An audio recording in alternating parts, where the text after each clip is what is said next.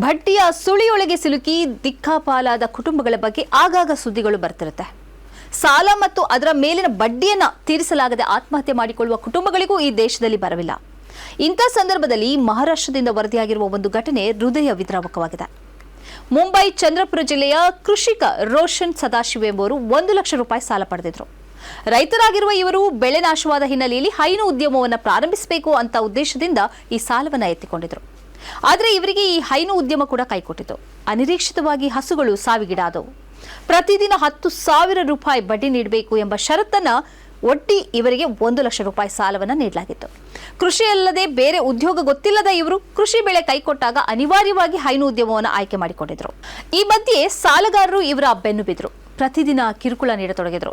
ಅವರ ಕಿರುಕುಳವನ್ನ ತಾಳಲಾಗದೆ ಮನೆ ಮಾರಿದ್ರು, ಟ್ರ್ಯಾಕ್ಟರ್ ಮಾರಿದ್ರು, ಬೆಲೆ ಬಾಳುವ ಪೀಠೋಪಕರಣಗಳನ್ನು ಮಾರಿದ್ರು. ಆದರೂ ಸಾಲವನ್ನ ಸಂದಾಯ ಮಾಡುವುದಕ್ಕೆ ಇದು ಸಾಧ್ಯವಾಗಲಿಲ್ಲ. ಎಲ್ಲಿಯವರೆಗೆ ಅಂದರೆ ಕೇವಲ ಬಡ್ಡಿಯೇ 74 ಲಕ್ಷದವರೆಗೆ ಏರಿತು.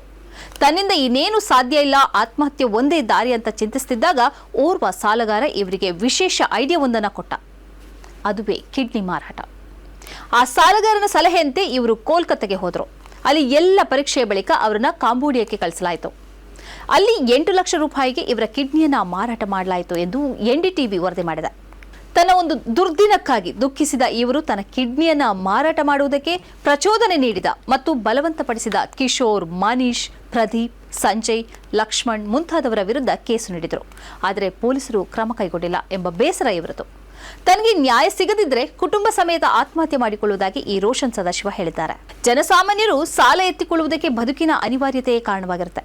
ಆದರೆ ಇಂತಹ ಕಷ್ಟಕಾಲವನ್ನು ಬ್ಯಾಂಕ್ಗಳು ಅಥವಾ ಕೈ ಸಾಲ ನೀಡುವ ದಲ್ಲಾಳಿಗಳು ದುರುಪಯೋಗಿಸ್ತಾರೆ. ಬೆಟ್ಟದಷ್ಟು ಬಡ್ಡಿ ವಿಧಿಸ್ತಾರೆ. ಬಡವರು ಆ ಬಡ್ಡಿಯನ್ನು ಆಲೋಚಿಸದೆ ಕ್ಷಣಿಕ ಸಮಸ್ಯೆಯಿಂದ ಪಾರಾಗುವುದಕ್ಕಾಗಿ ಸಾಲ ಕೊಳ್ತಾರೆ. ಆ ಬಳಿಕ ಬಡ್ಡಿಯ ಎತ್ತರವನ್ನು ಕಂಡು ಹೌಹಾರ್ತಾರೆ. ಕೊನೆಗೆ ಆತ್ಮಹತ್ಯೆ ಮಾಡಿಕೊಳ್ಳುವುದಲ್ಲದೆ ಬೇರೆ ಯಾವ ದಾರಿಯೂ ಅವರಿಗೆ ಕಾಣಿಸೋದಿಲ್ಲ. ಈ ಹಿನ್ನೆಲೆಯಲ್ಲಿ ನಮ್ಮನ್ನಾಳುವವರು ಬಡ್ಡಿರಹಿತ ಸಾಲ ವ್ಯವಸ್ಥೆಯಡಿಗೆ ಗಮನ ಹರಿಸಬೇಕು. ಬಡ್ಡಿರಹಿತ ಅರ್ಥವ್ಯವಸ್ಥೆಯನ್ನು ಜಾರಿ ಮಾಡುವ ಬಗ್ಗೆ ಅರ್ಥತಜ್ಞರು ಮತ್ತು ಚಿಂತಕರು ಪರಿಶೀಲನೆ ನಡೆಸಬೇಕು.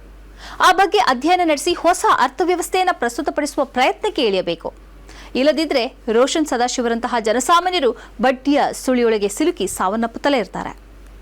ಸ್ನೇಹಿತರೆ, ನಿಮ್ಮ ಅದ್ಭುತ ಬೆಂಬಲದಿಂದ ಸನ್ಮಾರ್ಗ ನ್ಯೂಸ್ ಚಾನೆಲ್ ಈಗ 2 ಲಕ್ಷ ಸಬ್ಸ್ಕ್ರೈಬರ್ಗಳನ್ನು ದಾಟಿದೆ. ಇದು ನಮ್ಮ ಯಶಸ್ಸಲ್ಲ, ಇದು ನಿಮ್ಮ ಯಶಸ್ಸು. ನಮ್ಮ ಮುಂದಿನ ಗುರಿ 4 ಲಕ್ಷ. ಇದು ಕಷ್ಟವಲ್ಲ. ನೀವು ಮಾಡಬೇಕಾದದ್ದು ಸಿಂಪಲ್.